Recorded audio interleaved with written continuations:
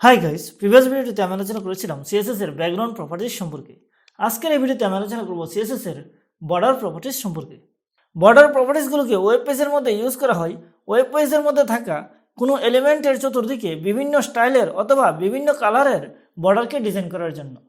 কোনো এলিমেন্টের মধ্যে বর্ডার দেওয়ার জন্য বর্ডারের প্রথম প্রপার্টিটি হলো বর্ডার স্টাইল, এবং ওই বর্ডার স্টাইলের ভ্যালু হিসেবে আমাদের দিতে হবে আমরা বর্ডারের স্টাইল যেমন করতে চাই। যেমন আমি যদি কোনো পার্টিকুলার এলিমেন্টকে টার্গেট করে বর্ডার স্টাইল দিয়ে দিই সলিড, তাহলে দেখতে পারবো যে ওই পার্টিকুলার এলিমেন্টের চতুর্দিকে একটি লাইন ড্র হয়ে যাবে।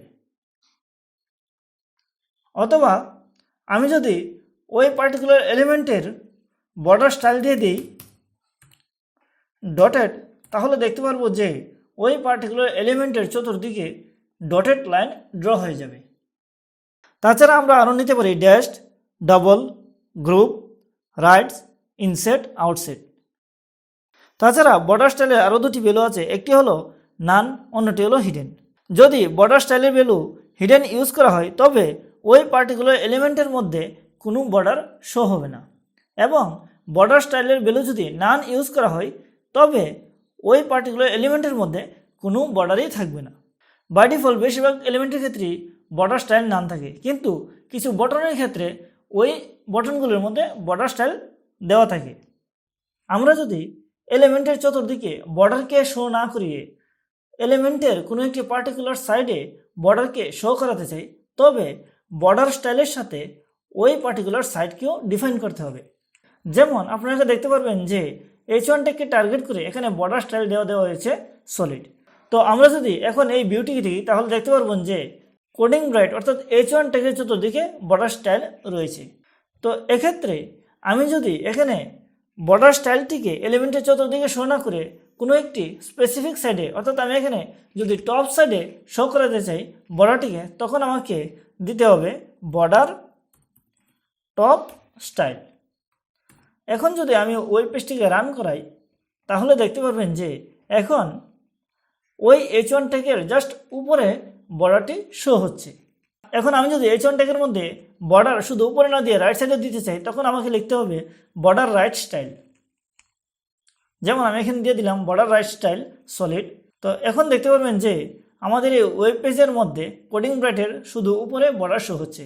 তো এখন যদি আমি ওয়েব পেজটিকে রান করাই এখন দেখতে পারলেন যে এখানে রাইট সাইডেও বর্ডার শো হচ্ছে। সেমভাবে আমরা ইউজ করতে পারি বর্ডার বটমের জন্য বর্ডার বটম স্টাইল, এবং বর্ডার লেফটের জন্য ইউজ করতে পারি বর্ডার লেফট স্টাইল। বর্ডারের নেক্সট প্রপার্টি হলো বর্ডার ওয়েডথ। বর্ডার ওয়েডথ প্রপার্টির সাহায্যে বর্ডারের ওয়েডথকে ডিফাইন করা হয়। যেমন আমি যদি বর্ডার ওয়েডথ প্রপার্টি নিয়ে তার ভ্যালু দিয়ে দিই 10 পিক্সেল এবং ওয়েব পেজটিকে রান করাই তাহলে দেখতে পারবেন যে এখন বর্ডারের ওয়েডথ বেড়ে গেছে। বর্ডার স্টাইলের বাই ডিফল্ট একটি কালার থাকে, যেমন আপনারা এখানে দেখতে পারবেন কোডিং ব্রাইট এবং CSS টিউটোরিয়ালের টেক্সট টুটুর বাই ডিফল্ট ব্ল্যাক সলিডের একটি কালার আছে। তো আমরা চাইলে বর্ডার কালার প্রপার্টির সাহায্যে এই ব্ল্যাক কালারটিকে চেঞ্জ করতে পারবো। যেমন আমি যদি বর্ডার কালার প্রপার্টি নিয়ে নিই এবং কালার দিয়ে দিই রেড এবং ওয়েব পেজটিকে রান করাই তাহলে এখন দেখতে পারবো যে বর্ডারের কালার হয়ে গেছে রেড। তো আমরা যদি বর্ডার কালারের প্রপার্টির ভ্যালু হিসাবে কালারের নাম না দিয়ে অন্য ফরম্যাটে দিতে চাই তাও আমরা এখানে ইউজ করতে পারবো, যা আমি আমার পূর্বের ভিডিওটি অর্থাৎ কালার প্রপার্টির ভিডিওটিতে আলোচনা করেছিলাম যে আমরা কীভাবে কালারের ভ্যালু দিতে পারি কালারের নাম ছাড়া, তাও অন্যান্য ফরম্যাটে। আমরা যদি বর্ডারটিকে রাউন্ড শেপের করতে চাই তবে আমরা বর্ডারের অন্য একটি প্রপার্টি ইউজ করে বর্ডারটিকে রাউন্ড শেপের করতে পারি, যেই প্রপার্টিটি হলো বর্ডার রেডিয়াস। যেমন আমি যদি বর্ডার কালার প্রপার্টির পরে এখানে বর্ডার রেডিয়াস প্রপার্টি নিয়ে নিই এবং তার ভ্যালু হিসেবে দিয়ে দিই 20 পিক্সেল এবং ওয়েব পেজটিকে রান করাই তাহলে দেখতে পারবেন যে এখন বর্ডারটি কিছুটা রাউন্ড শেপে রয়ে গেছে। এখন বন্ধুরা আমরা যদি চাই বর্ডারের প্রপার্টিগুলোকে এভাবে বারবার না লিখে শর্ট হ্যান্ডেও লিখতে পারি।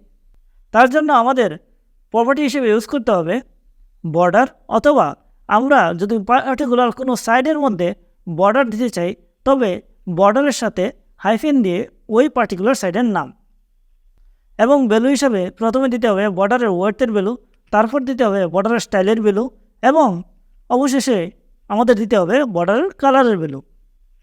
যেমন আমি এখানে H1 ট্যাগের সবগুলো বর্ডার প্রপার্টিকে সরিয়ে নিলাম এবং এখানে বর্ডারের প্রপার্টি হিসেবে দিয়ে দিলাম শুধু বর্ডার, এবং ভ্যালুর জন্য প্রথমে আমাদের দিতে হবে বর্ডারের ওয়েথের ভ্যালু, যেমন আমি দিয়ে দিলাম,